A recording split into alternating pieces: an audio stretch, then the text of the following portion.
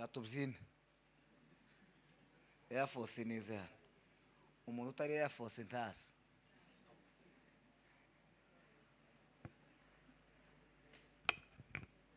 nibaze hano tubyine igisirimba kimwe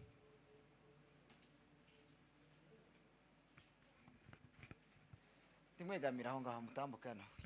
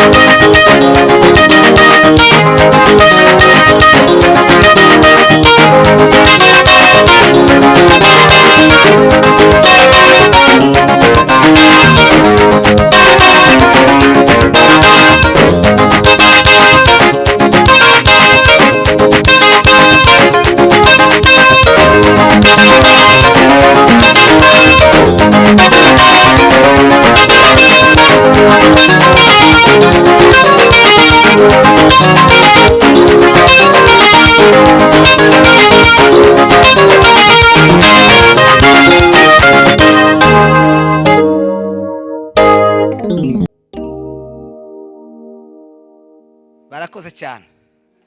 Reka dusome ijambo ry'Imana mu gitabo cya Zaburi ya 84. Duhere ku murongo wa mbere tugeze ku wa 5. Tuze gusoma nanone igitabo cy'Abaheburayo ibice 11 n'umurongo wa 24. Dukoresha iminota hafi 7. Turakoresha yindi sigaye. Ngaho uhabonye nadufashe gusoma 84 umurongo wa mbere kugeza ku wa 5.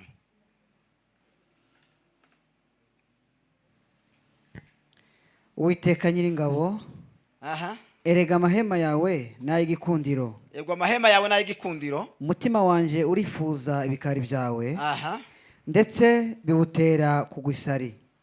Umutima wanje n'umubiri wanje bivugiriza Imana ihoraho impundu.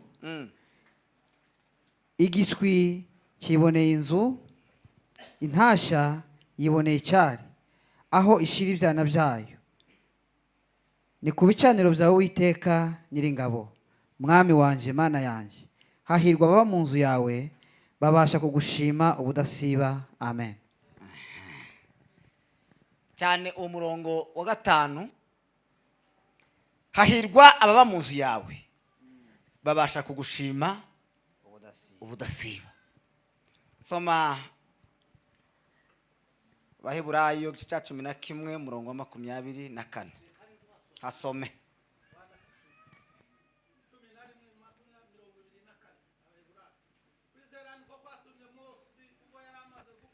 Kwizera niko kwatumye Mose ubwo yari amaze gukura yanga kwitwa umuhungu w'umukobwa wa Farawo, ahubwo agahitamo kurenganywa n'ubwoko bw'Imana. Noko. Haleluya. Turashima Imana kuba hano muri kino gitaramo cyo kuwa 3.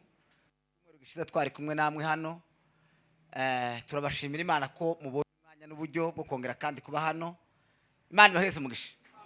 Twishimiye kubana n'abashitsi barimwo Pastor Rwakaboba n'umuvuga butumwa akaba n'inshuti yacu. Imana ibweze umugisha mwinshi cyane. Mwene dataruboneka mu cyumweru cyo hirya twari kumwe nabo. Twishimiye kubana namwe. Imana ibaheze umugisha n'abashitsi bandi bose muri kumwe. Tubane muri kino gitaramo nubwo izuba ari ryinshi ariko nimbeho nayizaza muyitegereze.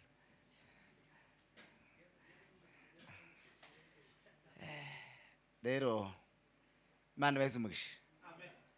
Twagiranye ibihe byiza na Geti mu cyumweru gishize. Twishimiye kubana namwe kandi uyu mugoroba. Ubundi kandi turashima kubwo uyu mwanya duhawe kuganira ijambo ry'Imana. Tubahaye ikaze tubane. Mu mwanya mutoya. Hashirwa ababa mu nzu yawe, babasha kugushima ubudasiba. Umwanditsi bene Kora baravuze ngo hahirwa abafite mu mitima zabo inzira zija i Siyoni. Iyo banyuze mu gikombe cyitwa Baka, iyo baza bahahindura ahantu h'amasoko. Abo ni abantu bagira umutima uberekeza mu gitaramo. Nabagira umutima uberekeza mu nzu y'Imana. Nabagira umutima ubashana hera hahera kuja gushima Imana, kwiramya no kwihimbaza. Tuyizamurire amaboko Yesu. Haleluya. Rero iyo dufashe uyu mwanya wo kuza imbere y'Imana, hari ikintu Imana ibidushakaho gikomeye cyane. Natwe iyo tubimenye Imana itugirire neza tugahishurirwa umwanya tubayemo, tuba tugize amahirwe ateye ubwoba. Tuba tugize amahirwe arenze kumenya umwanya cyangwa se igihe Imana iduhaye kugira ngo tuyishime. Kandi mu ntego zikomeye cyane n'ibikorwa bikomeye Imana ishaka abantu. Mu bintu z'ingenzi ni ukuri imbere y'Imana tuyishima. Kandi Imana yakoze ikintu gikomeye cyane kugira ngo abantu buzure amashimwe yo gushima. Imana yatanze umwana wayo w'ikinege kugira ngo umwizera wese atarimbuka ahubwo ahabwe ubugingo buhoraho. Wari umwuzuro w'amashimwe y'abantu bose bafite agakiza. Nubwo hari benshi batazana amashimwe y'Imana cyangwa badafata umwanya wo gushima, batekereza kuza ubuzima n'ibindi batekereza bahura nabyo, ariko Imana yatanze Yesu kugira ngo wirata wese nushima ashime ku bwa Yesu. Tuzamurira Imana amaboko. Haleluya! Ahimbazwe ibihe byose Yesu. Subira ukora kidari.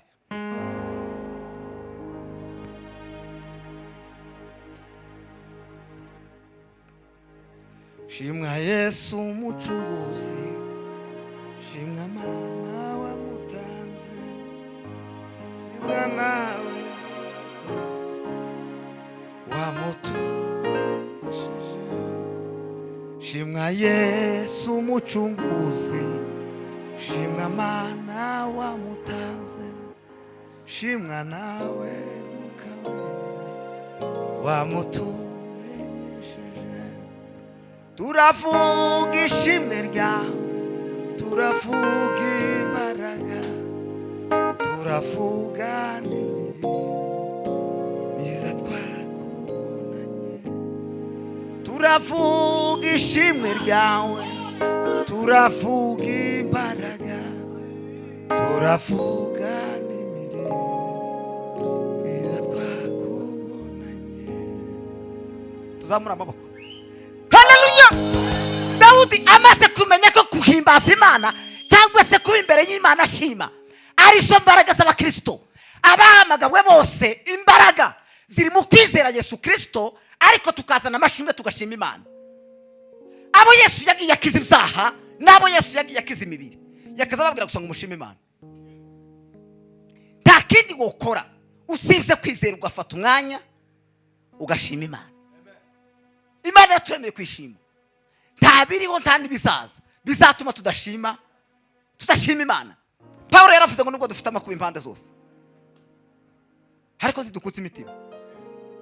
Nubwo dukubitwe umunsi ukira, ntabwo twiheba kuko dufite icyo dushima. Iyo dutekereje kuza imbere y'Imana, iyo dutekereje kuba imbere y'Imana, tuzana amashimwe y'Imana, akanwa kacu kakavuga gukomera kw'Imana, kazana n'amashimwe.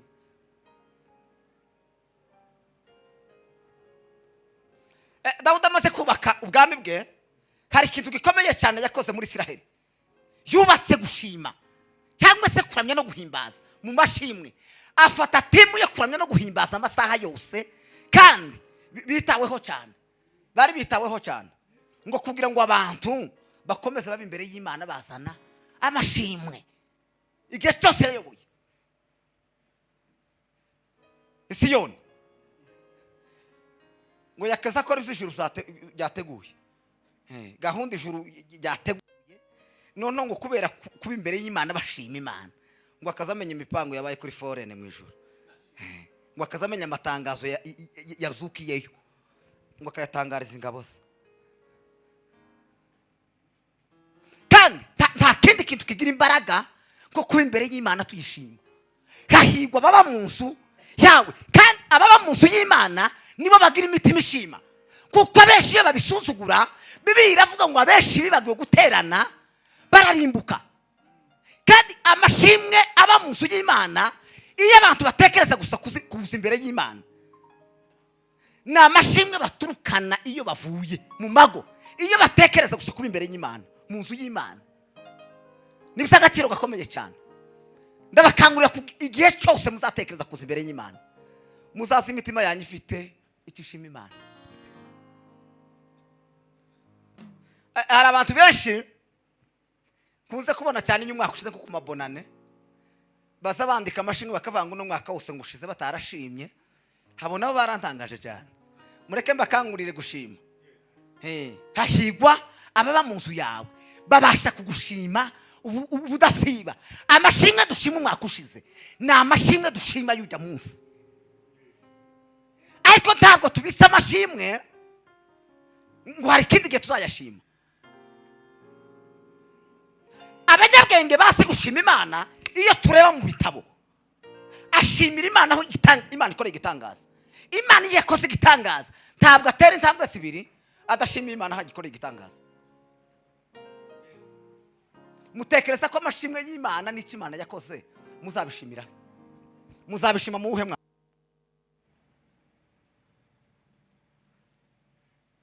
Hari imbaraga zitatu zo gushima Imana.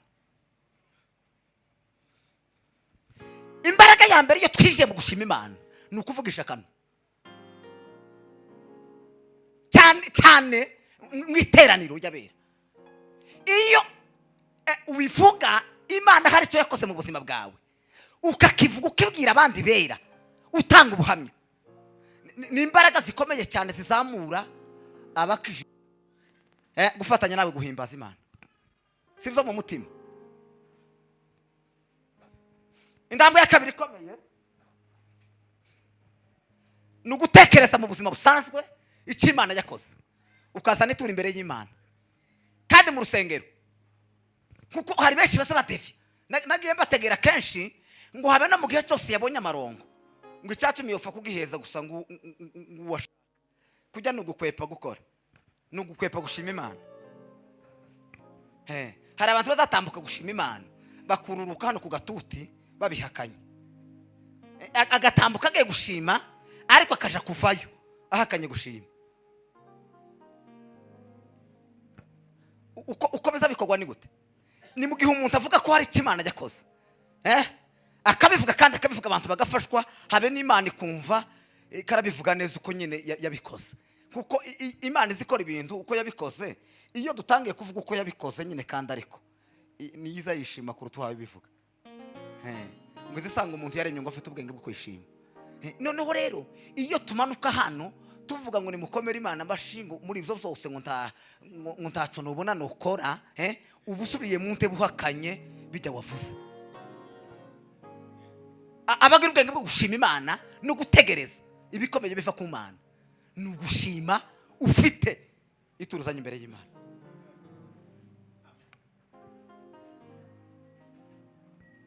Shimwa Yesu umucunguzi, shimwa Mana wa mutazi, shimwa nawe mukawe wa muto. Turavuga ishimwe ryawe, turavuga imbaraga, turavuga myiza twakubonanye. Turavuga ishimwe ryawe, turavuga imbaraga, turavuga myiza twakubonanye. Tuzamura amaboko. Haleluya. Gushima rero kugenga, gushima kugena ituro nuko abantu bakuru, nuko abantu bafata icyemezo. Mose amaze gukura ngo yanga gusubira kwitwa umuhungu w'umukobwa wa Farawo. Umuntu umaze gukura tazakenera kwitwa uko atari. Ntiyoke nako bamwita apotre atariwe. Ntiyoke nako bamwita mwarimu atariwe. Mbese asa yanga ko bamwita uwatari.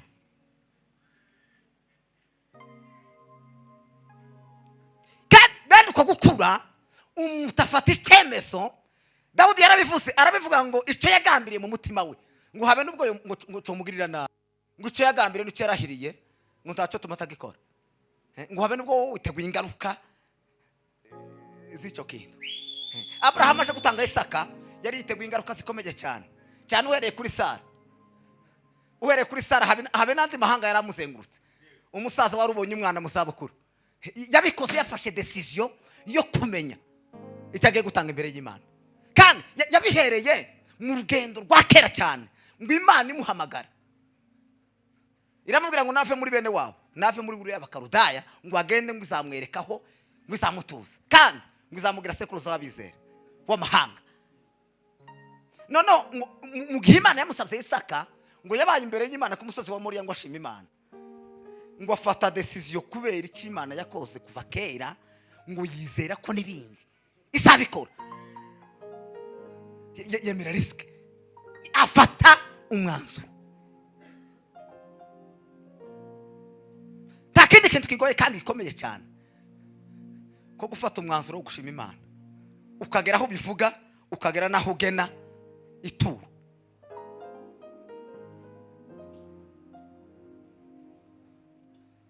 Shimwa Yesu umucunguzi, shimwa mana wamutanze shimwa nawe ukawera wamutume. Haleluya. Umunsi ikanisa ryagize integenke bisabe bivugwa mu gitabo cya Maraki, Imana isaba icya 10 n'amaturo asanzwe ngo abantu bari baragize integenke zo gushima Imana. Nta bukene bwo boneka mu ikanisa, abakristo bazi gushima. Ntibibaho. Ubu bukene bwose mubona abantu bafite n'indashima. Habe n'ubuzima busanzwe ntituzi gushima icyiza twakorewe. Hari umuntu mu mwaka ushize kuri bonane muri ya corona ari nishi cyane, hari umuntu wari wazahajwe n'ubuzima ndetse abura ubunane, ariko arambwira ati yewe none ko muziranye na mwene wacu uri muri Amerika nyabona mumbwirire ko noneho yanyihoreye. Ndamuvugisha arambwira ati uwo muntu igituma ndamuheza ubunane taza shima, asavugisha gusiya asaba ifaranga. Igihe cyose mfite icyo namufashije ntabwo yigeze ashima. Ubwo ni urugero rutoye gusa ntanze. Akenshi tuje imbere y'Imana dufite icyo tuvuga iyo dusaba gusa, ariko Imana yikora ntabwo twebwe tuzadushima. Kubera ko tudashima kandi Imana ifite icyo yakoze, nubwo dushobora kuba twarahunze ntababigaragaje bikabananira bagapfa, ariko aho duhungira dufite n'icyo twavugira. Tumuzi ko na Yesu yahungira muri Egiputa, guhunga si icyaha. Kandi ubwoba Bibiliya ivuga ngo abanyabwoba n'abatizera ntibazaraga ubwami, n'ubwoba bwo kudahamya ko Yesu yapfuye akazuka. Ngo umuntu ugira bene ubwo bwoba ntazaraga ubwami bw'Imana, ariko si ubwo guhunga amayimayi zatenguje mu kindi gihugu. Ikibazo gusa ni ukudashima cy'Imana yakoze. Igihe cyose Yesu yakoze urugendo rwo guhunga ngo umutima we wahora ushima Imana.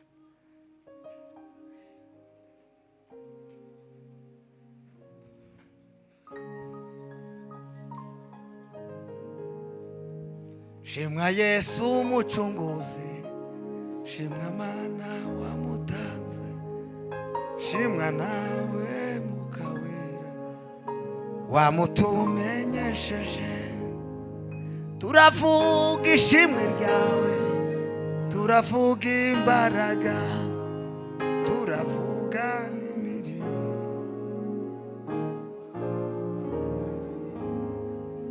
Tumuzamura amaboko Yesu watsinze. Haleluya. Hari ibintu kabitatu bigira imbaraga iyo abantu babivuga. Iyo umuntu ashima, niyo umuntu avuga ngo mbabarira kucyo nakoze. Niyo umuntu ndateye hejuru agaca bugufi agasa n'umuntu ugiye nko kuramya. Mbese ni ibintu bitatu bigira imbaraga mu rwego rw'ikirenga. Izoga n'imbaraga zitazisubirwamo, n'imbaraga ziba ku rwego ruheka. Iyo umuntu aciye bugufi, niyo umuntu avuze ngo mbabarira, niyo umuntu ashima ugakora ikintu ngashima. Kubera ko tudashima Imana, kubera buri kenshi akanwa kacu kavuga kagenda kavuga ibintu bimwe na bimwe twage duhura navyo. Uzi ko Satani yarariganyije Yobu anyuze mu mugore, aramubwira ati se igihe cyose wataramiye n'imirimo y'Imana, Imana ikwituye bino bihano bimeze gutya, tukimana ufe nk'umugabo. Nuko nishaka ikora icyo ishaka. Yo baravuga ati bireke amagambo uvuze, urashaka gusa kumbuza gushima Imana. Haravanga mu koko kw'Imana ntabwo twabona ibyiza gusa, kuko nibi bibamo. Nigeze kubivuga hano, habe nubwo wowe uri umuntu ugikundiro kimeze gute, mu bantu 500 wagize abantu benshi bagukunda ni 101 gusa. Ni 101 gusa, 400 bakakwanga. Ariko ikibazo mbese uko bimeze kose, fata umwanya imbere y'Imana ushima Imana.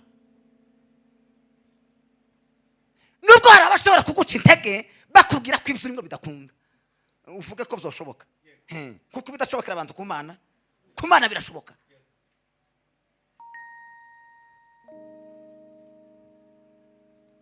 Hahigwa baba mu nzu yawe babasha kugushima ubudasi. Nimwumve rino jambo, abantu bahorana umutima wo gushima Imana nababa mu nzu y'Imana. Kuko mu nzu y'Imana hari byinshi bidutera guhora dushima Imana. mitima yanyishima imana.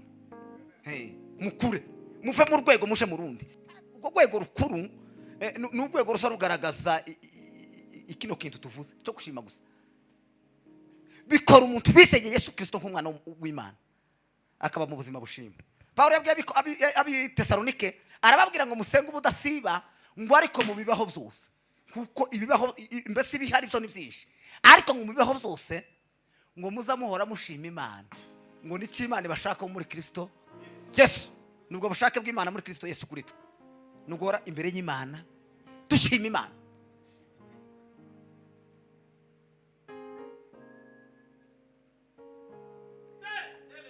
Paulo yarabivuze basara barome yabibwiye aravuga ngo ntacu ufite utahawe, kandi niba waragihawe kuko wirata nk'umuntu utaragihawe. Nta kintu na kimwe dufite tutahawe. Niyo mpamvu tugomba kuba imbere y'Imana duhora tuyishima.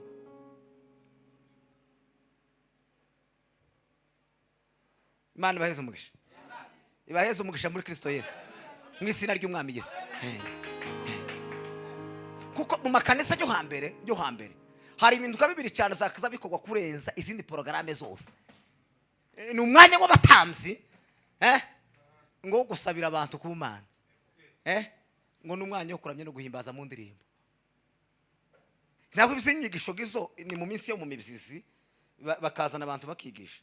Umuntu cyatumvisha akabaza habe na Petero bakazabaza cyangwa Yesu akazabigisha abatinya Petero akabaza akabati kino kintu je sinacumvisha kivuge neza.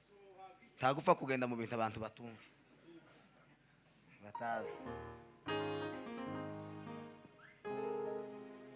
batazi.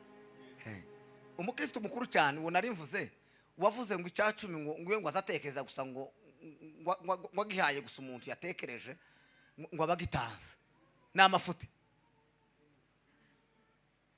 abagitanze amafuti.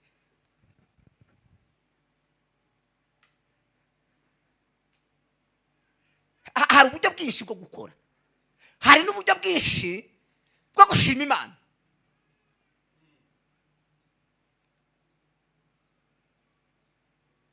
Imana bahishuriye mu izina ry'Umwami Yesu, duheze kuba imbere yayo tuyishima, kubera ko twahamagariwe imirimo myiza muri Kristo Yesu. Tugomba kuba imbere y'Imana duhora dushima Imana kuko ibintu byose. Nta kindi kintu cyiza kiriho muri ino si, kandi igituma gifite n'imbaraga kinakomeye ni umurimo gukora ahantu habiri. Ni umurimo wa hano no mu ijuru. Ni umurimo wa hano no mu ijuru, kuko iyindi yo usibye gushima nta kindi kizaba mu ijuru.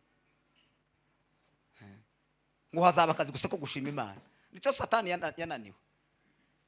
Ntubwire ngo n'izindi ntege nke zamuteye. Satani kujya ntiyari umurozi, ntiyaroze Satani ngo yagize intege nke gusa n'ubute bwo gushima Imana. Yarabitse imyaka yose tumaranye n'Imana hano, zoza ndirimba n'abantu bamareka bose Imana gusigume hano kuntebe gusigume izunguza umutwe inezerwa, ariko twebwe nta n'umunsi n'umwe.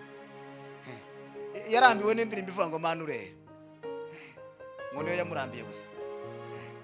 Intege nke zose zibaho zituma umuntu amanuka nuko udashima. Tubona akanwa kawe gashimye Imana, Imana ntiyova ngo kubera ko utakoze n'umurimo wundi. Nta kindi gikorwa Imana yakubwira gukora uhaye ushima. Ntacu nta naho yo gutuma, ntaho yo gutuma uri mu mwanya w'amashimwe wo gushima, ngo Imana izi gushaka muri cyo kibanza gusa, nta handi yo gutuma. Ariko iyo utaye ushima uhaye ukora ibindi bintu, Imana izi kugenderera ijwi ryawe ukaryumva ikagutuma ahantu. Abantu batumwa mu kazi iyo habaye intege nke zo gushima, ariko iyo habaye gushima Imana ni umunara ubura aho ugenda ukagera imbere y'Imana. Imana ntizishaka kubura umuntu muri cyo kibanza cyo gushima. Ni mwe mu mwanya wo gushima Imana kuko ari cyo Imana ibashakaho muri Kristo Yesu. Mwakira ijambo ry'Imana.